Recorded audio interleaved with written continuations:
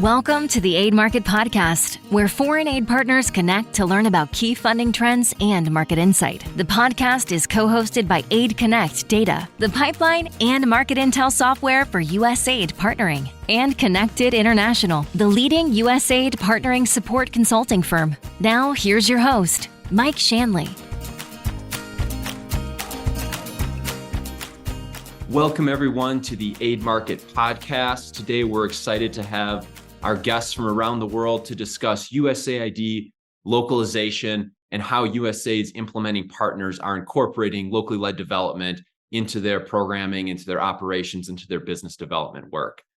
We'll have a panel with David Barth, the Vice President at Save the Children, Jonathan Hill, Vice President at Counterpart, and Christy Hollywood, the COO at Connected International. But we'd like to get started with our special guest, Patrick Watt, the CEO of Christian Aid UK. And Patrick's here to talk about how their team is incorporating locally led development into their operations for their programming, not just with USAID, but with a variety of other donors around the world. So with that, Patrick, welcome to the show today. And thank you for joining. Hi, great to be with you. Thanks for the invitation. Absolutely. Well, to get started, locally led is the key phrase here. Patrick, could you talk a little bit about Christian Aid UK, your work around the world, and then what locally led means to your team? Yeah, so a little bit about Christian Aid, because we might not be known to everybody listening to this podcast. We're a, I guess, mid-sized INGO. We're the largest of the faith-based INGOs in the UK. We were founded in 1945 by the British and Irish churches, initially in response to the refugee crisis in continental Europe after the Second World War. And we work across development and humanitarian contexts in 26 countries or thereabouts. And we've always been a partner-based organization. So we have always worked alongside and through partners, some faith-based, some not. About a quarter to a third of our current partner portfolio is faith-based. And we've always worked on both the presenting symptoms of extreme poverty, but also the underlying causes. And I think that focus on the underlying causes and that work through partners is really kind of crucial to our approach. And I guess there's both a kind of ethical and an instrumental reason for working in the way that we do. So I think the ethical reason is to do with voice and agency and accountability. And it's actually recognizing that the people who best understand poverty are affected communities. And affected communities are the first and the last responders in any crisis. And actually harnessing the agency of affected communities in both development and humanitarian settings is a critical element in people's recovery from crisis and in people's ability to escape the poverty trap. But the instrumental argument is that this is a cheaper, quicker, more effective way of providing support to people in extreme poverty, people in need. And, all the evidence, I think, points very strongly to the benefits of locally led response. I hear less and less argument over the principle. I think the debate increasingly has shifted to how you do locally led development and humanitarian work well. But as I say, for Christian Aid, this is, I guess, something we've been working on in different ways for the last 75 or so years of our existence. But I think the collaboration with official donors has become increasingly important in recent decades. And I think, USAID and ECHO, the European Humanitarian Agency, I think have been particular leaders in this area. We look at the target that was set by Samantha Power around the 25% allocation. I think that sent a very powerful signal to the wider donor community about the direction that needs to be taken.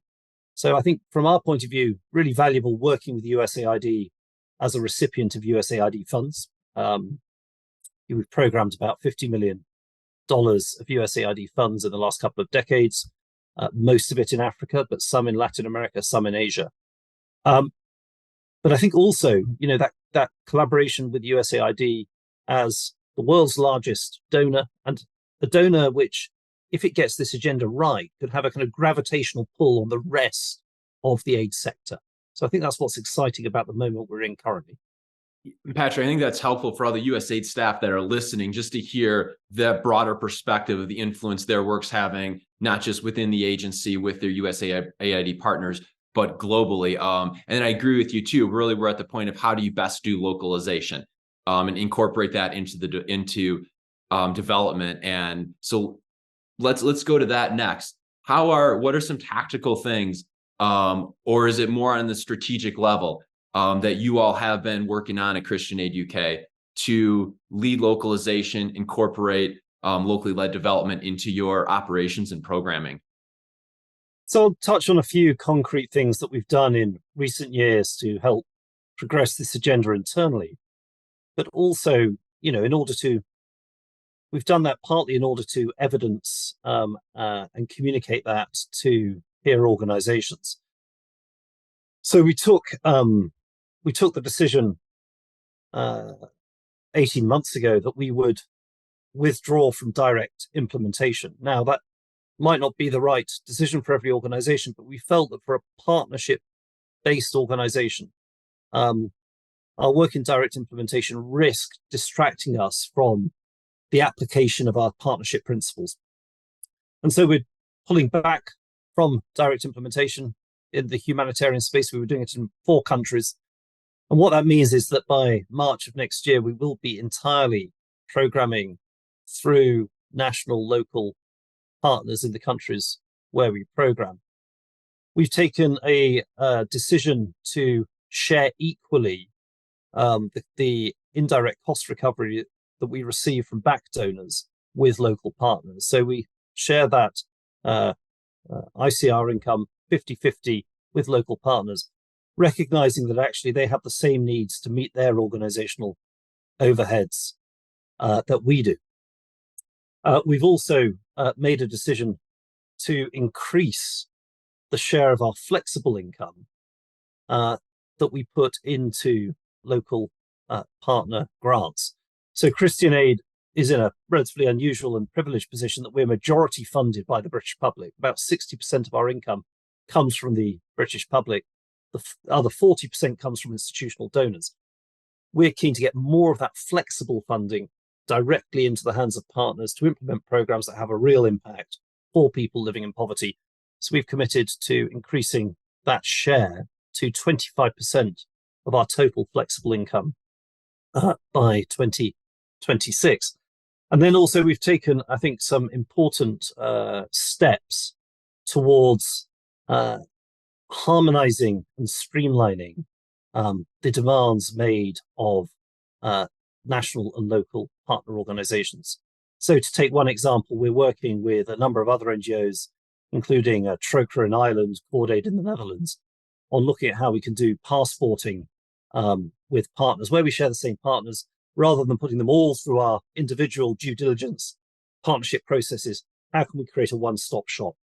I think there's also been important work that we've done to actually support local partners to stand on their own feet financially. So in some cases, very actively working with them, either as a sub or in some cases as a prime with us in a supporting sub role to secure official donor funding.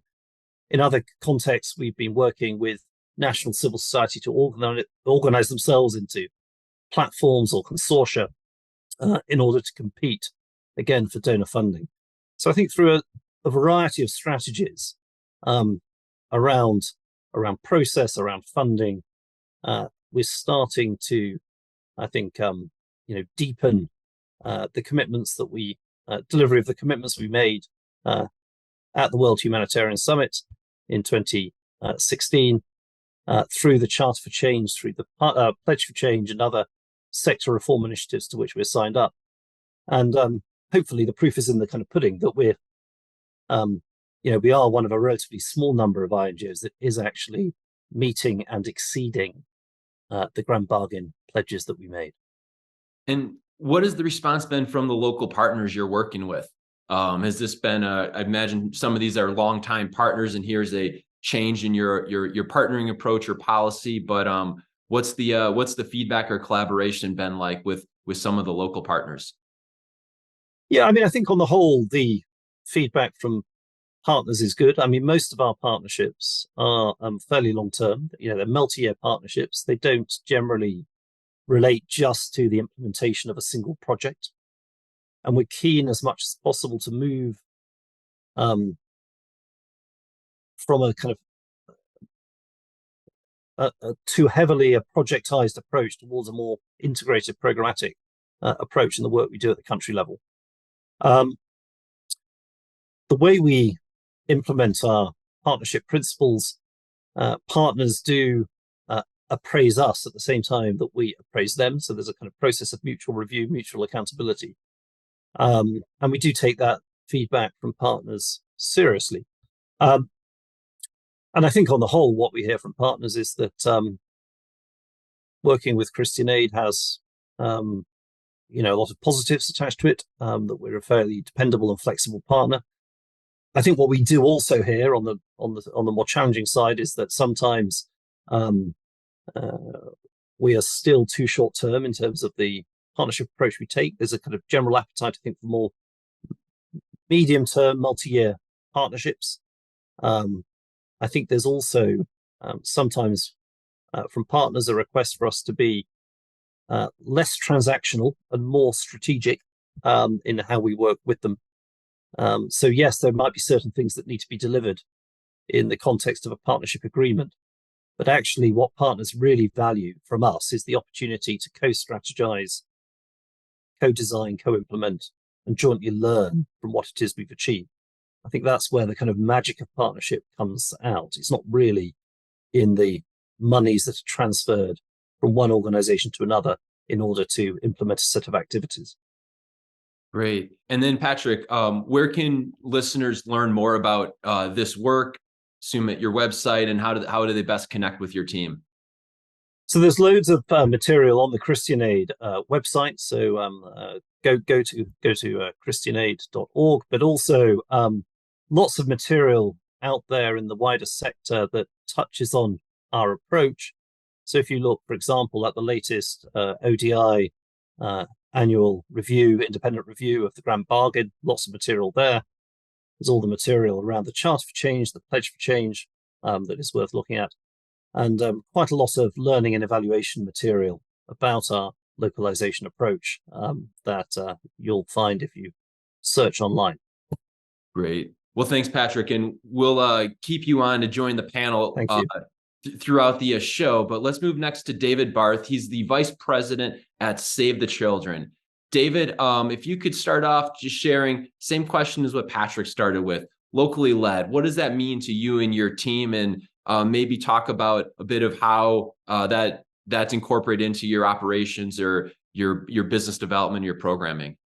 Sure. Well, let me first start out by thanking you for pulling this conversation together, because it's a very important moment for us in our industry, our ecosystem. Save the Children's an old organization. We're 104 years old, and we've been through a lot of change, whether it's the Marshall Plan and Bretton Woods and fall of the Berlin Wall and post 9/11. We think this is one of those moments where we really need to be examining who we are in the world and whether we are actually meeting our mission to do the most we can for the kids who need us the most. And so incident to that is us really rethinking the model of what a global federated INGO can do and be.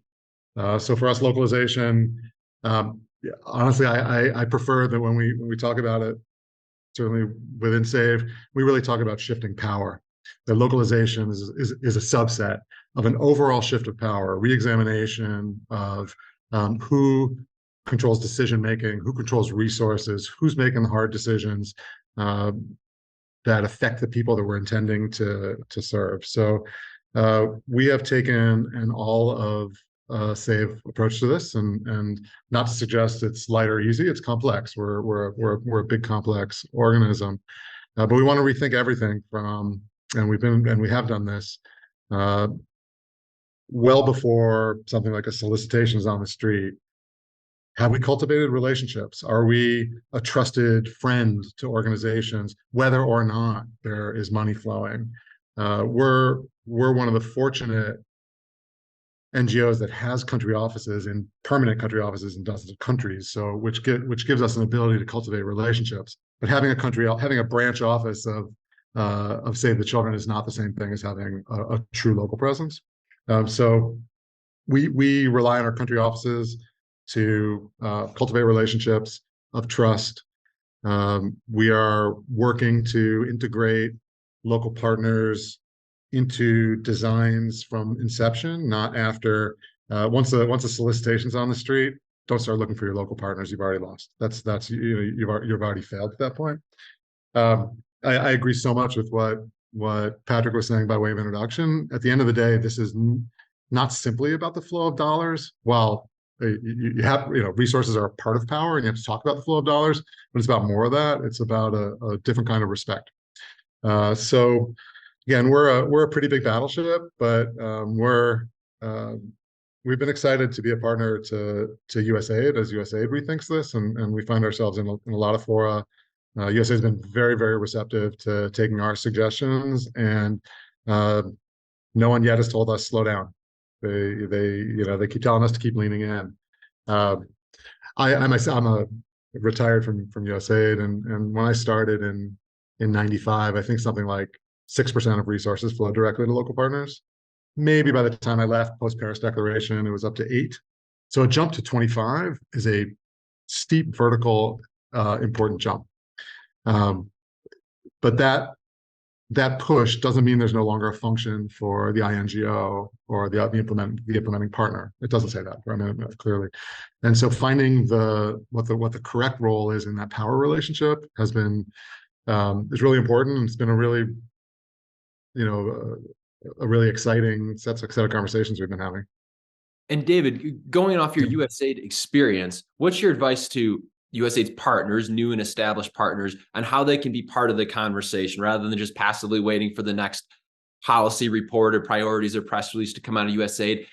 How do you think USAID staff want to engage with the partners? What's your advice to the partners of how they can most productively share insight and into what they're learning on locally led development with USAID's team? Yeah, I mean, I would say USAID's been pretty great at hosting for us. So you got to show up. You got to be, if you show up and you're just a passive recipient of information, you're forfeiting a chance to influence. And like I said, we've never been told to stand back. We've never been told that we're leaning in too far or not enough. USAID's been very, very receptive. So the first thing you got to do is show up. We find that USAID is very receptive in the design stage of activities to hear what partners have to say. I think the push towards co-creation allows you a window to say, do you really want this to be about us, the Global North or Western NGO, or can we make this more about a partner? Encouraging USAID to understand some of the things that people get anxious about, whether it's compliance or others, can be mitigated by we big NGOs, subbing to a local prime or other things. So looking at new models and socializing them in all these fora. I think participating, of course, in all of our industry groups, whether that's Interaction or CGD or any of these, is also a really important way, MFAN, to exert some influence. But like I said, I think as Patrick was saying, I don't think anybody's arguing against this. It's a question now of saying, what does it mean? And I think one thing we can all agree on is we don't want this to just be a definitional thing, or if we just change the definition of what funding is, well, then we can meet a target.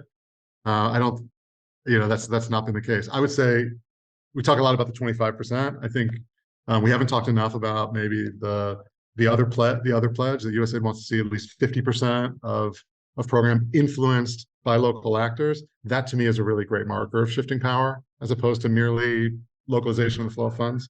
So looking at those two things together, being in the fore where things are communicated, having it be a really important part of the way you're thinking about design.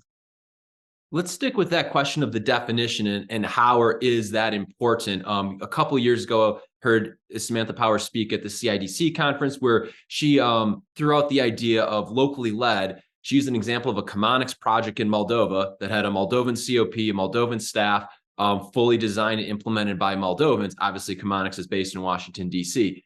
Is that locally led? We don't have to get into the answer to that, but more how important are those edge cases, or how important is that nuance of here's a Kenyan NGO, oh wait, but they have a board with a couple people in New York. Is that locally led? Does that muddy the waters, or is it important to get into those definitions to really clarify what it is, and or is the important thing is just who's implementing it, or how much the important thing is what address is the invoice being sent from? Yeah, so I thought early on in the conversations, maybe 3 years ago, there was a lot of fretting about definitions, and the starting point was almost as paternalistic as I don't know that we should be telling local organizations who should be on their board and saying you can only have 2 internationals. If they can get 10 world-class board members, God love them, they should do it. It's their choice, and they shouldn't disqualify them because they've had the ambition to bring in people. If they want to be associated with one of the big brand names, I don't know why it would be on us to say, no, you can't do that and still be local. So I think it is a question of going back to this kind of power mapping of who's making the choice? Is this being done truly in consultation with the people who we're hoping will benefit the most from the investments? And it is like, are people going to get cute? I mean, maybe people do, and I don't think severing the relationship between a local organization and the internationals necessarily proves one way or the other where the influence is. So I think it is a little bit in the proof in the pudding Patrick was talking about earlier. Who's in the room? Who's making the decisions? Who's showing the leadership? And if the case is you've got a viable local organization that uses a diverse board of internationals and locals, God bless them. That's great. Great. That's not for us to second guess, I don't think. Great, thanks, David. And we'll get into the discussion a little better. Jonathan, quickly though, David, how can everyone connect with you and Save the Children's team? Yeah, I mean, all the usual places, savethechildren.org. I'm on LinkedIn, David Barth, and you can find us there. We're active on all the social networks, so we're not hard to find, and love to hear from any of you. Excellent. Thank you, David. Thanks. All right, next, Jonathan Hill. Thanks for joining us today. He's the Vice President at Counterpart International. Jonathan, to get started with the same question we had with Patrick and David, locally led. What does that mean to you and your team at Counterpart? Yeah, great. Thank you, Mike. It's such a pleasure to be here today, and thank you for hosting us and facilitating this really important conversation on localization. I'm a fan of your podcast. I listen to it, so it's pretty special for me to now be a guest today. Thank you, Jonathan. It's great to have you here. And to now be able to share some of our perspectives, experiences, and approaches from Counterpart with everyone today. So at Counterpart, supporting locally led development really is core to what we do and who we are. It's in our name to be a counterpart in service to local communities, individuals, organizations, and informal groups to support them in their priorities and to support them developing their capacities in the areas that they identify that they need. That's true for an individual change maker in their leadership journey. It's true for a local organization in their organizational journey to realize their mission and affect positive change. So we primarily engage with local actors who seek to improve good governance, civic freedoms and human rights, women's empowerment, and resilient food systems. And what cross-cuts or a through line to all of that work across the 5 continents we have programs in and across the different technical and programmatic areas is that we do fundamentally view ourselves in a support role through providing multiple and variable, flexible support mechanisms from funding and in-kind contributions to capacity strengthening, facilitating platforms for network development and mutual support, peer support as local organizations and communities address these really complex issues, and We also, especially on when we are prime implementer of US government funded programs, which is our primary operating model, we also view ourselves as the important role of helping bridge kind of the complexity gap between the really, at times, complex, demanding rules, regulations, the formal rules and regulations of being a US government foreign assistance partner, but also the informal dynamics of how you relate to your AOR or agreement officer or whatever USAID officials have formal roles regarding the program, but also all the informal roles, responsibilities in that space. So another set of principles another through line is the principles that we apply to our work and the principles that are consistent with locally led development. We have various principles and practices. I'm going to name three particularly important ones. And the first is partnership. And traditionally, I think when I first entered the industry about 20 years ago, there was perhaps a bit more transactional relationships with partners and with funding arrangements. What you would hear is when people would kind of talk about how they are, pro-local, they'd say, we work through local partners.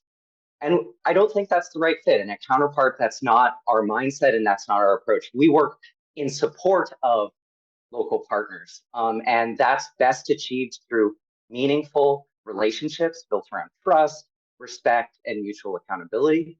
And that takes time, that takes intention, that takes an individualized approach to relationship building and partnership. The second principle is sustainability. And actually locally led development and localization is a mechanism for improving sustainability of outcomes when when development solutions emerge organically from the communities and the citizens, the residents of the communities that are seeking to be supported. And we care both, or we work both, we care and work both for the sustainability of outcomes of reaching development objectives, but also the sustainability of the organizations and the partnerships and the networks that are developed through the work. And the third key principle we apply to our work is inclusion. Local systems are sometimes described or at least implied to be some monolithic, homogeneous entity. Like work with local actors, work in the local system. And that implies that if you just have a couple touch points, perhaps with established or mainstream local actors, one could check the box, so to speak. But in reality, any local system is diverse. And with diversity in human systems, often creates, or a byproduct of that is marginalization of certain community members or underrepresentation, discrimination, and sometimes outright oppression and violence towards certain groups.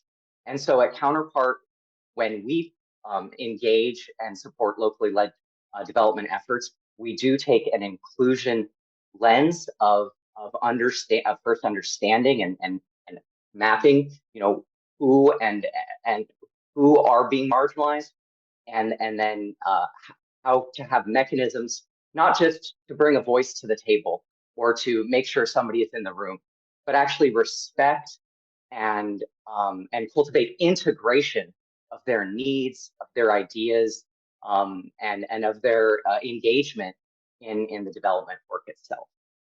So I'm hoping to give some examples of our work maybe later in the Q&A, but I would say, yes, please do visit us at counterpart.org. We're also very active on LinkedIn, and in both of those platforms, we work to tell our story, but as importantly, tell the story of the local partners, local communities that we're collaborating with. Great. You can find Jonathan on LinkedIn as well. Jonathan, quick follow-up. You talk about that relationship building with the local partners. What is, I don't know, you can get some tactical ideas or some advice, or maybe one of the examples of your work that you could share about how you either create those relationships or through the years of project implementation, strengthen those relationships, and maybe talk a little bit about that that relationship building process between Counterpart and your partners around the world? Yeah, definitely. So I'd say it does start with mindset, kind of fundamental mindset, and listening, starting the relationship or continuing the relationship, restarting a relationship based on listening, as opposed to being a know-it-all or having the answer before the relationship even begins. And so really it is then relationship building is achieved both through a formal mechanisms of, an MOU, a grant agreement, mapping out roles, responsibilities, timeline, decision-making processes, including related to power shifting, as David cited, but also absolutely informal. Relationship building is also about informal human-to-human interaction, and really beginning to get to know the people and the systems.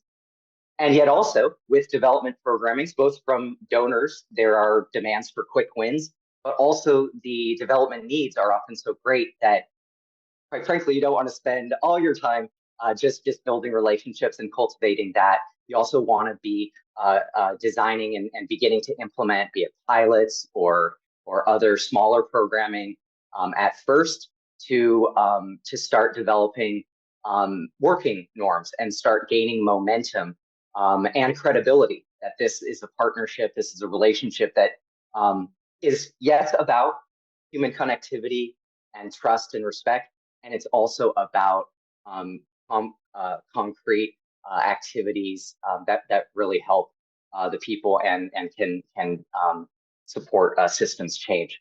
So let me end again with an example. Let me end now with an example of what we do now in our business development phase. Almost in every instance, when we are priming, we also sub both to international and local partners. But when we prime, our now base approach is how can we establish a one team approach with local partners who have significant technical, programmatic, and leadership roles on the program.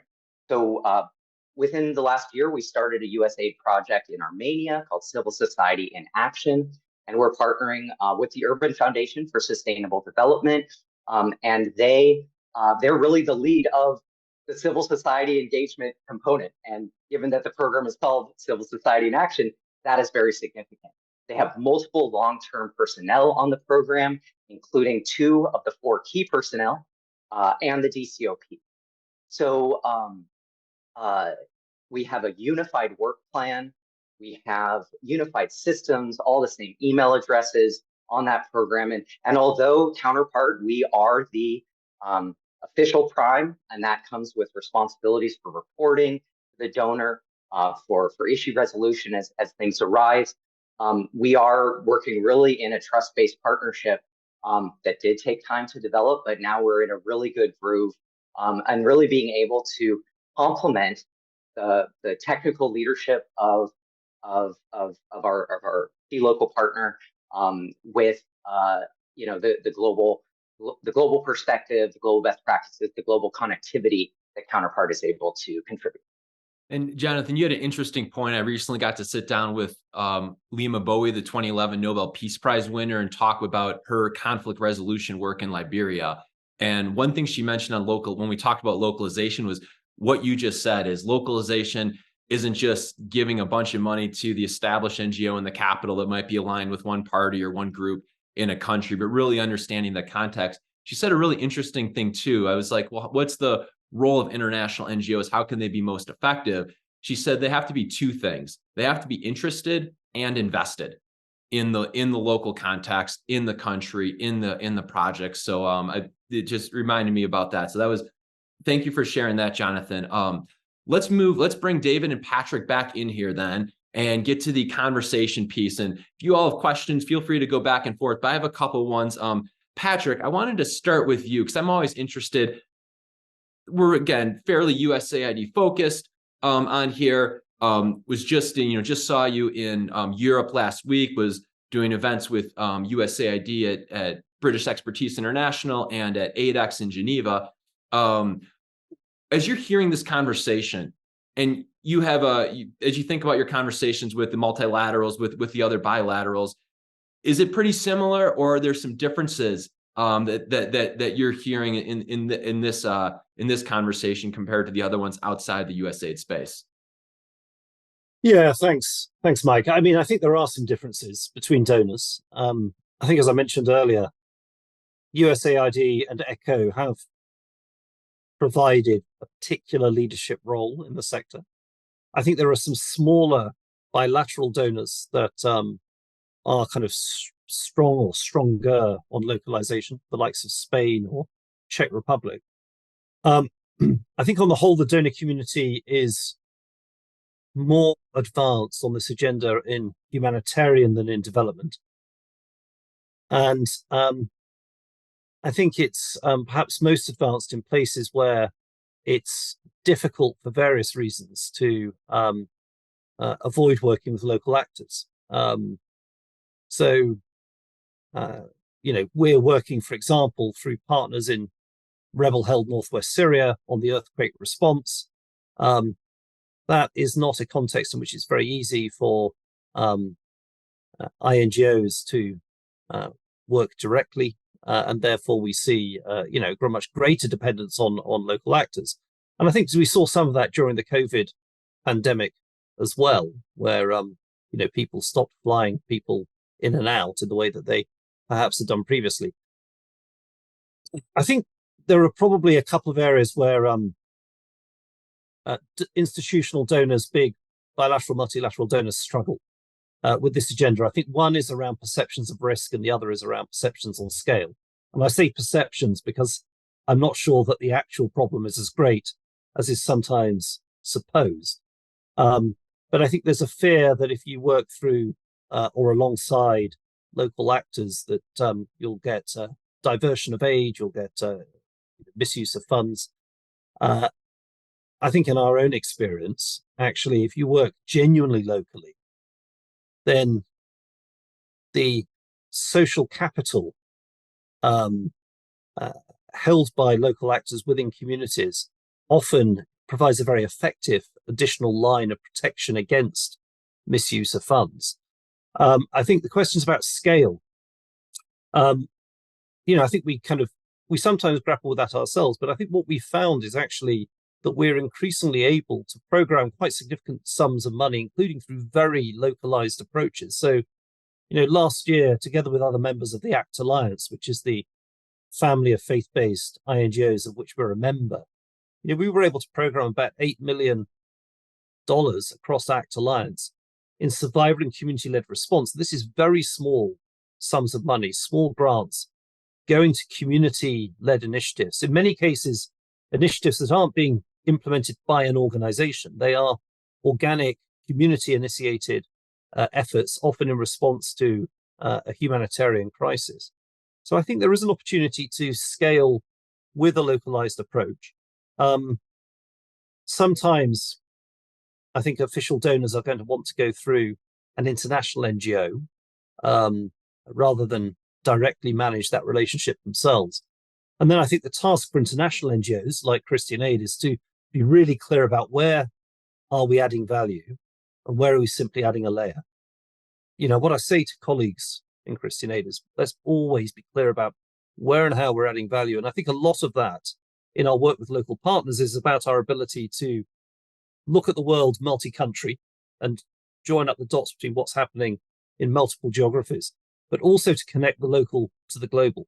So our ability to influence at the international level and to pull together different actors from around the world, provide platforms for them, evidence from across different countries, cross-fertilize program learning.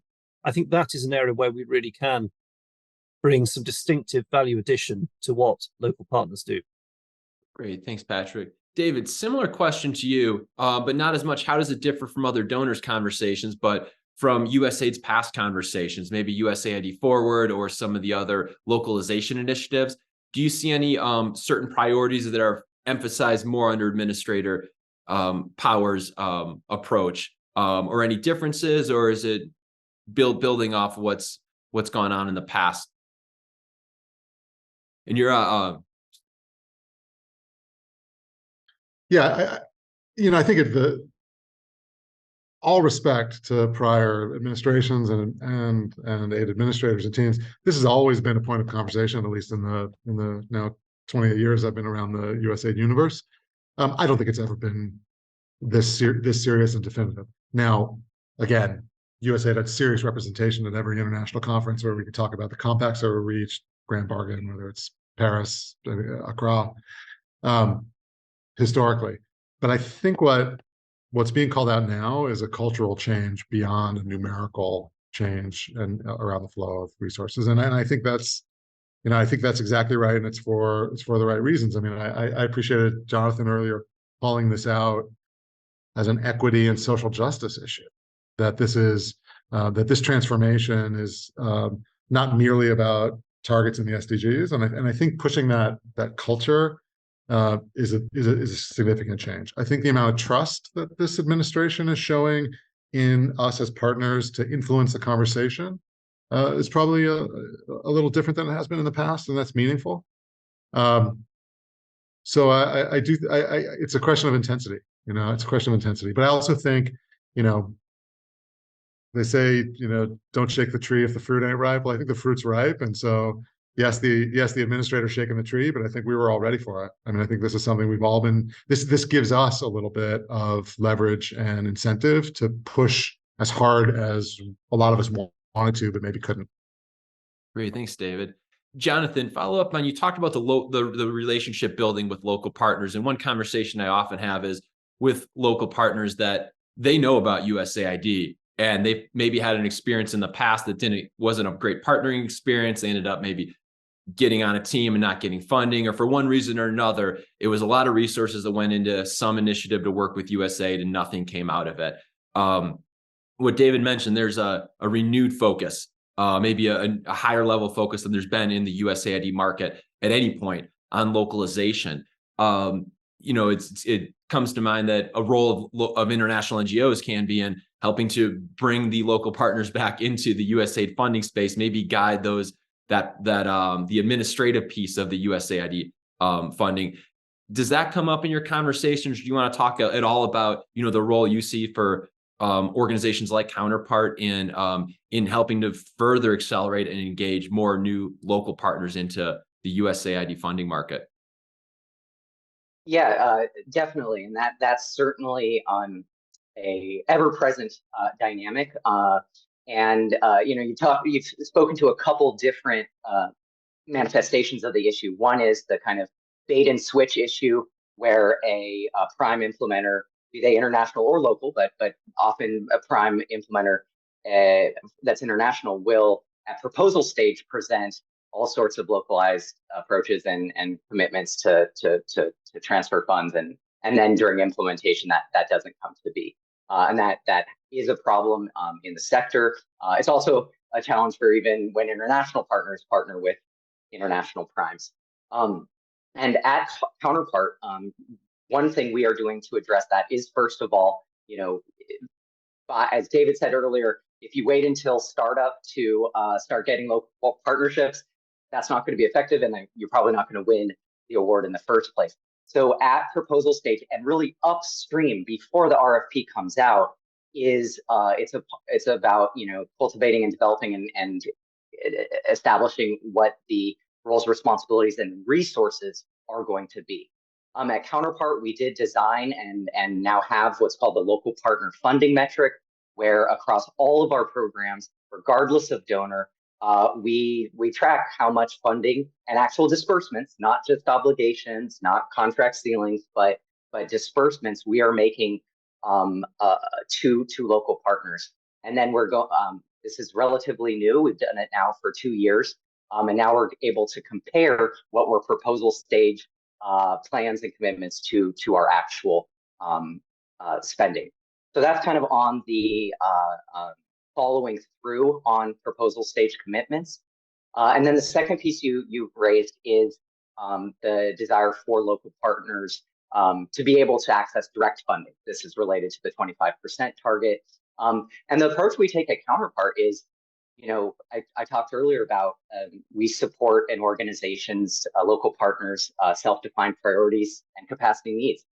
If they have a goal of obtaining direct awards from USAID, and many of them do, not all of them, but many of them do, we absolutely support both the formal capacities required of systems, of policies, procedures, HR, staffing, et cetera, what it takes to be a prime partner, but also the soft skills and the informal dynamics of relating with USAID officials when you are a prime. And so there's no light switch to turn on and off. Suddenly you have the capabilities to prime, but there's absolutely a pathway that we have various mechanisms to support. And I think, again, the example when you partner with organizations and really integrate them into your program, when you're a prime, that's kind of some of the best exposure and preparation for becoming a prime yourself, if that's part of your growth journey. Great. I have one or two other questions I do want to hear from you all on, but Patrick or David, if you had any thoughts that you heard, anything from the conversation you want to jump in on, feel free to. I'll just say one quick thing, which is, I think for a long time, those of us in these positions that we occupy have not been made uncomfortable. We know DC, we know the donor, we make choices. Sometimes you win, sometimes you lose. I think it's very important for us to now take more risks, be uncomfortable, not get out of the big chair. And I certainly hope, I'll say this, next time we gather together, and hopefully it'll be on this podcast, I hope on this we'll have with us some local partners who can call us out. Are we, we're all saying the right things, because I think we are, the people you've assembled there, people who really believe in this. But the real test is not what we think about what we do, but what our partners do. And so if you're not yet feeling uncomfortable, maybe you're not quite leaning in as far as you could. Yeah, I think that's important. The point about discomfort. I think, the sector, the INGO sector, does need to be challenged and to challenge itself, and to create spaces where it can be challenged. I don't think there's been enough accountability for commitments we've made with Southern partner organizations. I mean, one of the innovations that we're exploring through the Pledge for Change, that together with Save the Children and some other organizations we jointly launched last year, but one of the innovations is to create a Southern civil society peer accountability mechanism, where there is some kind of visible, formal accountability for how we're delivering against our promises. I think both Jonathan and David have touched on these kind of question about power and voice. I think at root, the development sector, and even the kind of language of development reinforces this, but the development sector is much better at talking about people in poverty than talking with people in poverty and listening to and learning from them. And, I think underlying a lot of the problems we're talking about is a lack of respect for the knowledge and the agency of affected communities. So I think that at root is what we're trying to fix here. In some ways, working with local organizations, I think, is only part of a solution or an intermediate step towards us getting better at listening to and learning from people in poverty. And that's where I think some of the kind of newer kind of approaches, and I touched on the survivor and community-led response, are important, because actually a lot of the most interesting and important work being done, particularly in humanitarian crises, is not necessarily being done by, in the first instance, local organizations. It's being done by communities themselves. So, in Ukraine, we supported community initiatives, and I've seen some of this in and around Odessa earlier this year, but supported community initiatives that are putting money behind things that affected populations are already doing, in often very ad hoc ways, to try and improve their situation. And I think that poses a challenge not just to official donors, but to INGOs, because we're actually not terribly good at working with genuinely local CBOs, with community-based initiatives, with grassroots movements. And that poses a whole different set of challenges and requires a whole different set of skills from working with formal NGOs that might be smaller than us. They might be working in one country rather than 20, 30, 40 countries. But, fundamentally, they're staffed by salaried professionals. So I think the deeper challenge is about how we kind of connect with and support those more organic social movements, community initiatives that are really often below our radar, but where actually a lot of the most important work is happening, particularly, I think, in humanitarian crises, in the period before the official aid system gets moving. Thank you, Patrick. And David, I just want to say too, I totally agree. For this show, we definitely wanted to hear very directly USAID primes. What is their how do they see localization? But we're working on future episodes to use this platform as a way to for the local actors, local partners to share, tell USAID how do they want to partner? What is their input into the process? So yeah, Jonathan, if you want to share a quick wrap up, and then we'll bring on Christy for the Christy's Corner. Yeah, great. Thank you. Yeah, I just wanted to pick up on what Patrick said at the end there about the distinction between formal organizations and community-based organizations and communities that are not not organizational. And I think that for implementing partners, regardless of if you are a regardless if you're a international or local prime implementer, it is incumbent on you to find ways of really meaningfully engaging through listening, relationship building, and supporting the assets and the ideas and the vision at the community level. It's incumbent on us as implementing partners, and it's incumbent on the donors to increasingly look at how to broaden the flexibility in implementing mechanisms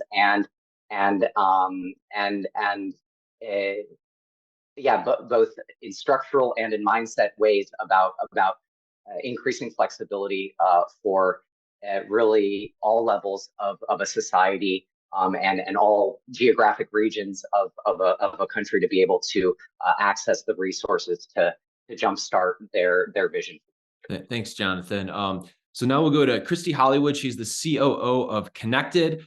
Connected has a decade of experience supporting new and established partners. Speaking of localization, one of our clients was Popoyan, a local Guatemalan agricultural organization. We helped them win their first prime RFP with USAID. So we have a lot of pride in the work we do with local partners around the world, helping them understand the USAID partnering process. Christy, if you could share some key takeaways, the so what's for the business development teams and USAID partners, what do they take away from this in a few minutes when we wrap up and everyone goes back to working on and winning the next proposal and implementing their programs? Sure. I had three big things that I was taking away from this really informative discussion. So I thank all the panelists. It's one comment I get from a lot of senior leadership is this: we've done this before. This is no different than what we've seen in the past. What I learned today is that is not true. Including community isn't different, but locally led has now been proven to work. It's more impactful, more sustainable. And so now we're really figuring out how to do it well. It's not just delivering money to local organizations and communities, but it's shifting in respect and in power.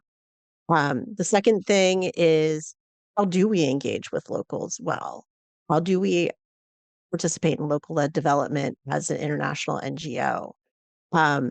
Ranges from inclusion in design to working in support of, to not doing direct implementation anymore, really, really doing the other pieces. Looking beyond mainstream organizations in the capitals. That's a big one. Starting early, anybody working in BD, you always want to start early. This makes it even more critical pre-solicitation. Tactical relationships aren't enough. You really need to think through strategic relationships in the countries where you're focusing on working. Thinking about that shift in power and how decision-making will actually work in terms of those relationships. Thinking about, for your organization, what are your partnership principles? Is that going to be sharing fee or indirects? Is it mutual support, review, and learning? Is it supporting the organization of local consortia? How are you going to support organizations or grassroots organizations where they've identified needs for support? And then how are you going to measure progress in living up to your commitments? The third and last thing is that the role of the international implementing partners is shifting. Really try to think through the correct role for your organization in the new power relationship, whether it's global reach, navigating donor requirements, reporting, and issue resolution, and being okay with being uncomfortable. I love David's note, get out of the big chair. Recognize the local expertise and let that shine through. Great. Thanks, Christy. And if you need any support with the proposals coming up, tech writers, recruiters, cost preparers, message Christy or myself on LinkedIn. We'll be happy to follow up with your team. I want to thank all our guests today. Again, Patrick Watts, CEO of Christian Aid UK, David Barth, Vice President, Save the Children, and Jonathan Hill, Vice President, Counterpart International. Thank you all for taking some time out of your busy days with working with USAID and your other donors globally to share your insight with the community. David, again, great idea on a future show. Message me, post on LinkedIn, let us know who you want to hear from, what topics you want to hear about, what we should be talking about on the Aid Market podcast over the coming months. So with that, we'll wrap up today. Thank you again to all our guests. Really appreciate you for joining us here today. Everyone have a good day. Thanks so much. Appreciate it. Thank you for tuning in to the Aid Market Podcast. If you enjoyed today's show, be sure to subscribe wherever you get your podcasts and connect with Mike Shanley on LinkedIn to stay updated on the latest USAID funding trends.